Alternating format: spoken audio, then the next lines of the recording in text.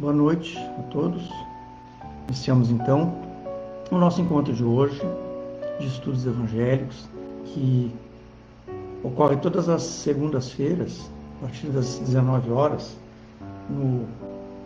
nesse canal, a página no Facebook da Casa Espírita Joana de Ângeles, de Florianópolis, onde cada semana nós trazemos um tema escolhido pela casa, onde discutimos temas relevantes trazidos por nós, pelo nosso eminente Allan Kardec, através do Evangelho segundo o Espiritismo.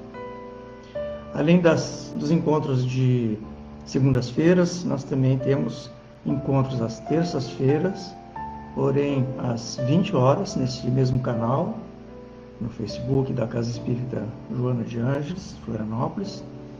E nas terças-feiras são palestras doutrinárias, sempre também realizadas por trabalhadores da casa e palestrantes convidados também.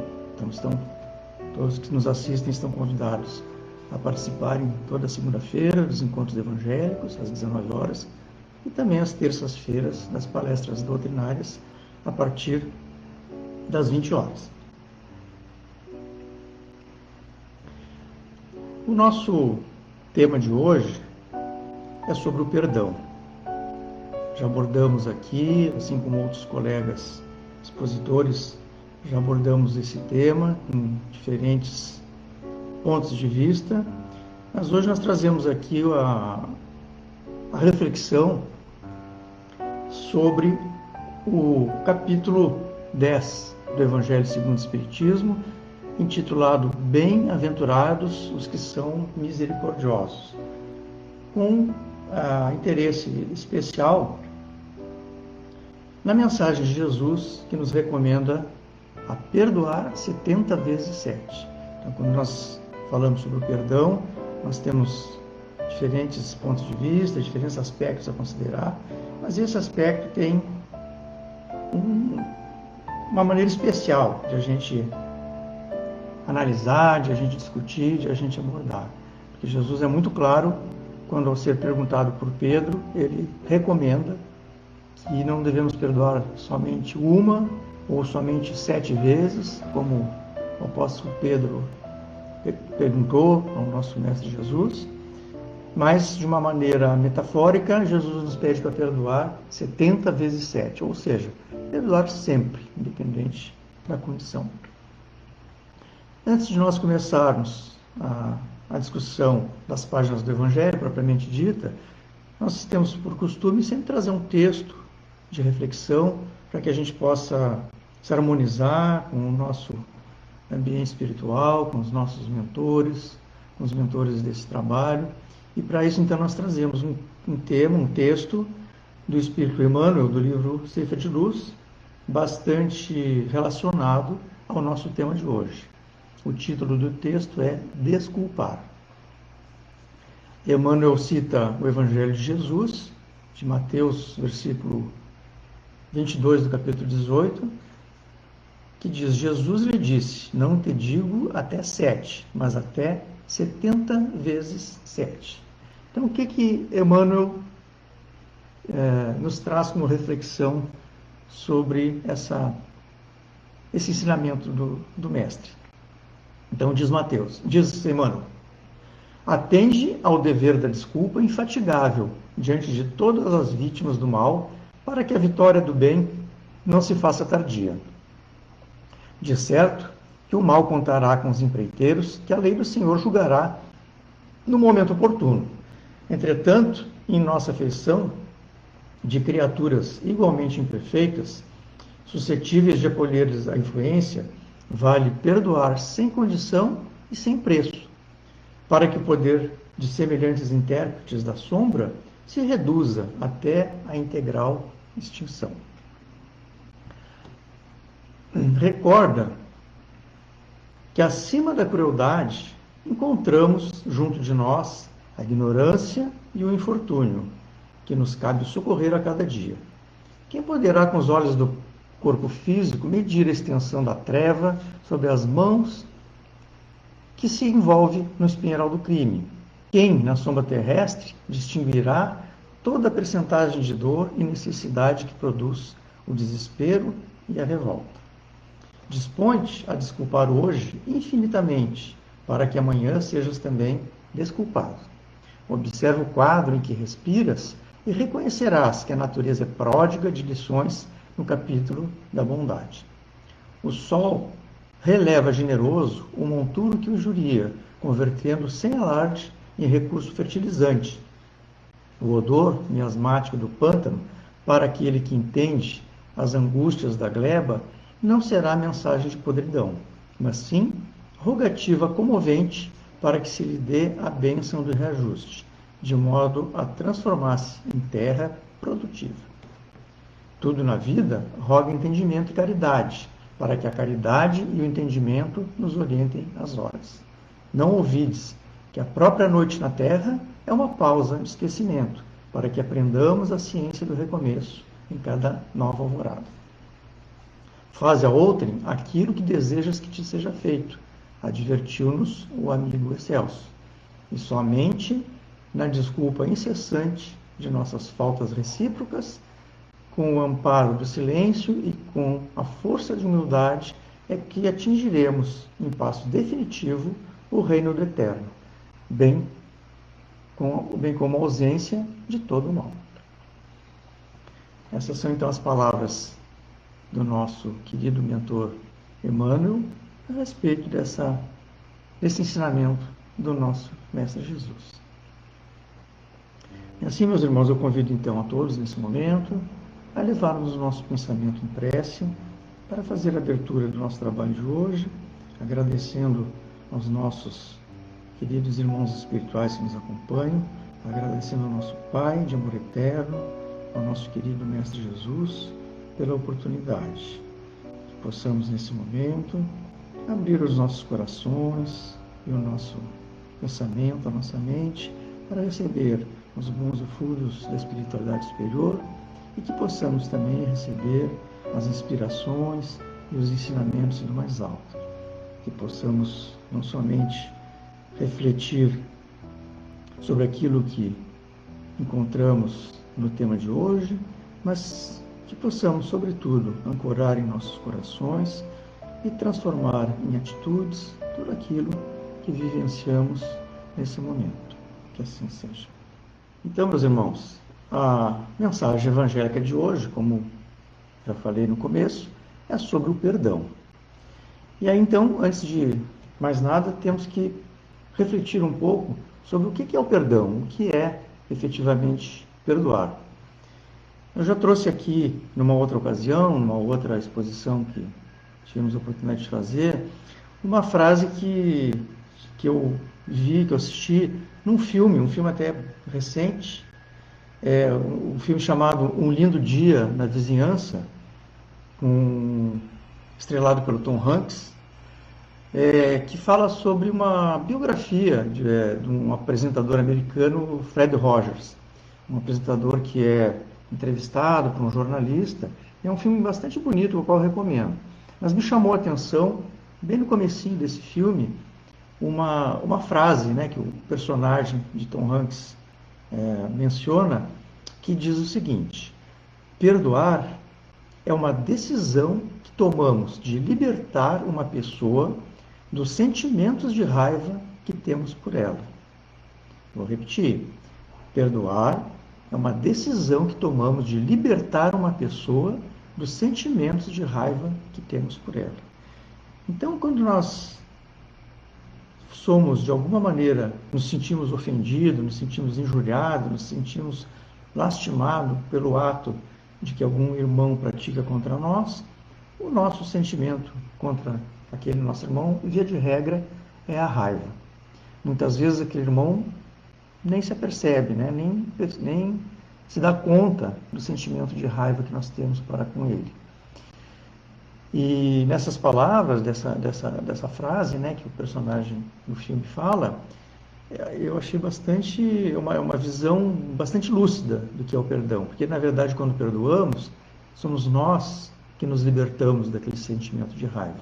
E o nosso irmão, que praticou um ato contra nós, ele está, vamos dizer assim, desligado, né? Desconectado daquele sentimento de raiva que mantemos por ele. Se nós formos buscar na literatura, nos dicionários, né, o que é o perdão efetivamente, nós vamos encontrar algumas definições. Então, os dicionários conceituam o perdão como a ação de livrar alguém de uma culpa ou de uma ofensa, ou de uma dívida. O perdão é o indulto, né, ou uma absolvição. O perdão pelo erro cometido, ele sempre implica, via de regra, na diminuição ou na extinção de uma pena devida, né? Ou seja, a clemência. Então, o perdão seria a ação de desculpar os erros, ou as falhas, ou as faltas, e a ação através da qual uma pessoa está dispensada do cumprimento de um dever ou de uma obrigação. Então, essa é a definição conceitual, né, do perdão. Evidentemente, no contexto, por exemplo, das religiões, notadamente nas chamadas religiões não reencarnacionistas, o perdão está muito associado à relação com o divino, né? Quando cometemos alguma falta, nós nos reportamos a Deus e pedimos perdão a Deus pelas nossas faltas. Essa visão, ela pode, muitas vezes, nos equivocar. Elas podem nos levar a pensar que um ato que eu cometo, para que eu possa apagar uma falta, basta pedir perdão a Deus, né? E Deus, misericordioso e supremamente misericordioso, perdoa as nossas faltas e eu me sinto perdoado, me sinto isento, né, de qualquer ação da justiça divina. Mas o que nós aprendemos na doutrina espírita é que, na verdade, não é Deus que perdoa e nem castiga. Essa frase parece estranha, né, aos nossos ouvidos, principalmente quando nós estamos tão acostumados com a cultura das religiões tradicionais e aquele velho hábito de nos reportarmos a Deus para pedir perdão, mas de fato não é Deus que perdoa. Pois nós temos que pensar que só perdoa quem é ofendido. E ninguém consegue ofender a Deus, pois Deus é um ser infinito. E que por isso mesmo jamais poderia ser atingido ou molestado. Então nós devemos pedir perdão para aquelas pessoas a quem realmente nós ofendemos, nós lastimamos, nós injuriamos. E para que a gente possa se sentir no direito de pedir esse perdão, de nos reportarmos ao irmão a quem devemos essa súplica, nós temos a obrigação, em contrapartida, de agir da mesma forma, ou seja, perdoar sempre. Para a doutrina espírita, o perdão está sempre associado àqueles atos que cometemos e que ferem as leis divinas, ou chamadas leis naturais. E na maioria dos casos, envolve sempre dois papéis, como acabamos de comentar. O papel daquele que pede o perdão e o papel daquele que oferece o perdão. Então, todos nós, na verdade, somos instrumento da justiça divina. E é com essa ideia que nós temos que refletir e compreender o sentido que Jesus quis nos transmitir quando ele nos pede para perdoar 70 vezes 7, ou seja, perdoar sempre. Então, sempre que nós pedimos perdão, nós costumamos pedir perdão a Deus, a Jesus, aos santos, aos nossos mentores, pelas nossas faltas, mas nós devemos lembrar que, na verdade, o nosso perdão perante Deus, perante a justiça divina, só ocorre se realmente a gente puder resgatar, de alguma maneira, os efeitos dos nossos atos. Nós vamos, então, nos reportarmos ao que diz o Evangelho segundo o Espiritismo. Como nós falamos lá no começo, esse tema é abordado no capítulo 10, intitulado Bem-aventurados os que são misericordiosos, aonde diz, Kardec coloca como um subtítulo desse capítulo, perdoai para que Deus vos perdoe, que é uma mensagem também do nosso Mestre Jesus. Então, Kardec começa o capítulo trazendo 3 passagens do Evangelho. Todas elas é do Evangelho de Mateus. A primeira delas diz: bem-aventurados os que são misericordiosos, porque obterão a misericórdia. Se perdoardes aos homens, outra passagem de Jesus, se perdoardes aos homens as faltas que cometerem contra vós, também vosso Pai Celestial vos perdoará os pecados. Mas se não perdoardes aos homens, quando vos tenham ofendido, vosso Pai Celestial também não vos perdoará os pecados. Então, Kardec aqui está trazendo uma clara mensagem do nosso Mestre, que para nós rogarmos o perdão a Deus, nós temos que lembrar do quanto que nós temos exercido o perdão aos nossos semelhantes, aos nossos irmãos. E por fim, a terceira passagem do Evangelho, que aparece no início do capítulo, Mateus nos traz o ensinamento de Jesus, que nos diz: se contra vós pecou vosso irmão, ide fazer-lhe sentir a falta em particular, a sós com ele. Se vos atender, tereis ganho vosso irmão. Então, aproximando-se, vos digo que perdoeis, não somente até 7 vezes, mas até 70 vezes 7. Kardec explica essas passagens do Evangelho de Mateus, os ensinamentos do Mestre Jesus, nos trazendo alguns ensinamentos importantes. Então, ele nos diz que a misericórdia é o complemento da brandura, já que aquele que não é misericordioso não pode ser brando e pacífico. Então, a misericórdia consiste, de fato, no esquecimento e no perdão das ofensas que achamos que os nossos irmãos cometem contra nós. O ódio e o rancor, em contrapartida, denota uma alma sem elevação, sem grandeza.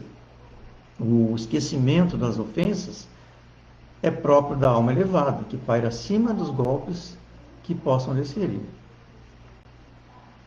Kardec nos ensina ainda: ai daquele que diz, nunca perdoarei. Este, se não for condenado pelos homens, sê-lo-á por Deus. E complementa: com que direito podemos reclamar o perdão de nossas próprias faltas, se não perdoarmos a dos outros? Então, essa frase resume de uma maneira muito clara, o sentido dos ensinamentos de Jesus. Com que direito podemos reclamar o perdão do nosso irmão, se não perdoarmos os outros? Tanto assim, que naquela mensagem que Jesus nos ensinou, a chamada prece dominical, ou a chamada prece universal, Jesus nos ensina a rogar a Deus: perdoai os nossos pecados, assim como nós perdoamos a quem nos tenha ofendido. Kardec ainda nos esclarece, a partir das inspirações dos Espíritos que lhe orientaram, que existem 2 maneiras bem diferentes de perdoar. Uma, que é considerada grande e nobre, que é verdadeiramente generosa e sem pensamento oculto, e que evita com delicadeza ferir o amor próprio e a suscetibilidade do nosso irmão, ainda que este último sem nenhuma justificativa possa ter pelos seus atos, ou mesmo, algumas vezes, nem sequer tenha se dirigido a nós para pedir o perdão. Então, essa é a verdadeira grandeza daquele que perdoa. A forma nobre e verdadeiramente generosa de exercer o perdão. A outra é aquela no qual, quando nos sentimos ofendidos, ou quando nos julgamos ofendidos, a gente impõe ao outro condições muitas vezes humilhantes, e que faz a pessoa, o nosso irmão que nos roga o perdão, sentir o peso de um perdão que irrita, que, em vez de acalmar, faz ele se sentir ainda mais irado, pela atitude daquele a quem ele está se dirigindo, rogando o perdão. Se estende a mão ao ofensor, não se faz com benevolência, mas com ostentação, a fim de poder dizer: vejam como eu sou generoso, Nessa circunstância, é impossível uma reconciliação sincera de parte a parte. Ou seja, não é um perdão espontâneo, não é um perdão sincero. Em outra passagem do Evangelho, Kardec nos traz uma passagem de Mateus, no capítulo 5, versículos 25 e 26, onde Jesus nos ensina o seguinte: reconciliai-vos o mais depressa possível com o vosso adversário, enquanto estáis com ele a caminho, para que ele não vos entregue ao juiz, o juiz não vos entregue ao ministro da Justiça e não sejais metido em prisão. Digo-vos em verdade que daí não saireis enquanto não houveres pago o último cetil. E aqui, mais uma vez, Jesus claramente nos ensina que devemos nos reportar ao nosso, que ele chama de nosso adversário, ou seja, aquele irmão a quem estamos, de alguma forma, em conflito, né? E que por isso cometemos as nossas falhas e sofremos também as ofensas dele. Então Jesus nos ensina que a reconciliação com os nossos semelhantes, aqueles que são nossos desafetos, aqueles que são nossos adversários, é a chave da nossa paz. Kardec nos explica, em seguida, na prática do perdão, como em geral na prática do bem, não existe somente um efeito moral, mas tem também um efeito material. A morte, como sabemos, não nos livra dos nossos inimigos. Esse também é um ensinamento muito importante, né? Porque quando nós pensamos no perdão mútuo, né, entre nós irmãos, a gente precisa lembrar dos preceitos da doutrina espírita e que somos espíritos eternos que estamos, nesse momento, vestidos de um corpo carnal. E que quando nós temos as nossas desavenças com os nossos irmãos, essas desavenças certamente não se limitam à nossa existência terrena atual. Elas advêm de existências anteriores e esses conflitos se prolongam por várias e várias encarnações, muitas vezes. Então, esse ensinamento de Jesus, na verdade, nos chama a atenção para a necessidade da reconciliação, né, como usando algumas palavras de Jesus, enquanto estais com ele no caminho, ou seja, enquanto estamos aqui na Terra, compartilhando a nossa encarnação com os nossos irmãos, nós devemos aproveitar toda e qualquer oportunidade para o perdão mútuo e para a reconciliação. Como diz nosso mestre, para que ele não vos entregue ao juiz e o juiz não vos entregue ao ministro da Justiça. Ou seja, para que a justiça divina não sobrecarregue, não venha sobre nós e a chamada professora dor venha a nos ensinar e fazer com que a gente se arrependa de não ter procurado aquele irmão, de não ter provocado a reconciliação. Kardec nos lembra que os espíritos vingativos perseguem muitas vezes com seu ódio no além-túmulo aqueles contra os quais guardam rancor. Então, os espíritos imperfeitos, eles ficam muitas vezes esperando que o outro a quem ele deseja o mal esteja preso ainda ao corpo físico e por isso menos livre para atormentar mais facilmente, ferir os seus interesses. Então, nessa situação, nesse fato é que reside a maioria dos casos de obsessão entre desencarnados e encarnados, sobretudo aqueles casos mais graves, naqueles em que o obsidiado e o possesso são quase sempre vítimas de uma vingança, muitas vezes uma vingança mútua, porque no passado remoto, né, nos perdendo na história remota das sucessivas reencarnações anteriores, já se confundem quem é o ofensor e quem é o ofendido, porque as vinganças se sucedem, a vingança como resposta a uma vingança, que é uma resposta a uma vingança, e assim sucessivamente. E aí muitas vezes criamos laços que duram séculos contra irmãos nossos, com quem convivemos na nossa atual existência, e que devemos fazer todo o esforço para romper esses laços de ódio, esses laços de raiva, nos reconciliando com o nosso irmão. Então, toda oportunidade de perdão é importante. Não devemos nunca perder a oportunidade de exercer o perdão aos nossos irmãos. Então, quando Jesus recomenda que nos reconciliemos o mais cedo possível com o nosso adversário, não é somente objetivando apaziguar as discórdias no curso da nossa existência atual, é também para aquelas que também principalmente para que não se perpetue o conflito nas existências futuras. Pois, como disse Jesus, não saireis de lá da prisão enquanto não houveres pago até o último centavo. Isto é, enquanto não houveres satisfeito completamente a justiça de Deus. Então, nós precisamos romper esse laço de ódio mútuo que nós carregamos, muitas vezes, contra nossos irmãos. E, às vezes, nós não nos apercebemos do quão intenso e qual a gravidade desses laços de raiva e de ódio que nós temos para com os nossos irmãos na nossa atual existência. E para encerrar, eu gostaria de trazer ainda aqui uma passagem que aparece num outro capítulo do Evangelho segundo o Espiritismo, no capítulo 7, onde também no Evangelho de Mateus, no capítulo 18,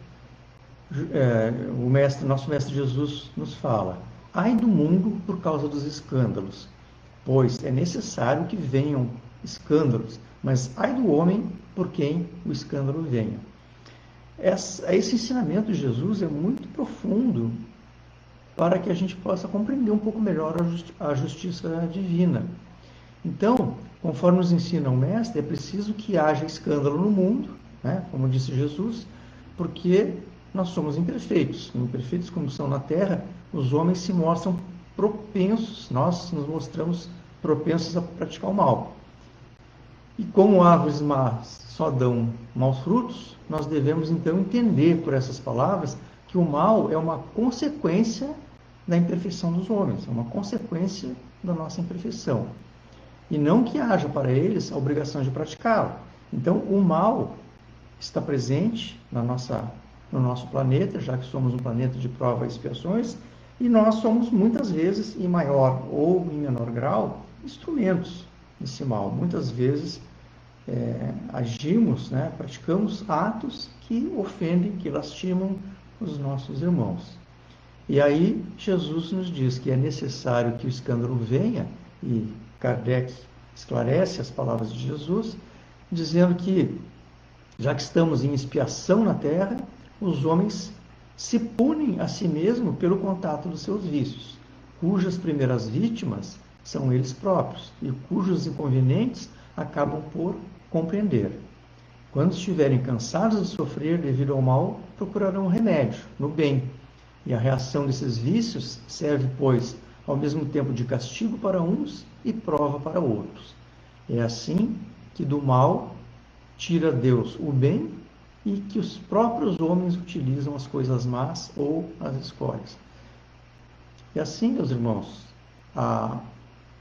esse ensinamento de Jesus nos esclarece que a justiça divina acaba ocorrendo pelo próprio mecanismo do perdão. Então, na medida em que intensificamos o perdão entre nós, homens da Terra, nós vamos transformando pouco a pouco o nosso planeta de provas e expiações em um planeta de regeneração. Pois é só com o perdão que nós rompemos o ciclo do ódio e da vingança. É só com o perdão que nós conseguimos apaziguar o sentimento de raiva que nós trazemos, muitas vezes, até de outras encarnações, para com os nossos irmãos, e conseguimos também não levar à frente, não levar para as nossas encarnações futuras essas dívidas que temos ainda do passado e também novas dívidas que contraímos na nossa atual existência. Então, nós temos que ser vigilantes para não praticar o mal e temos também que ser vigilantes para não perder nenhuma oportunidade de perdoar os nossos irmãos.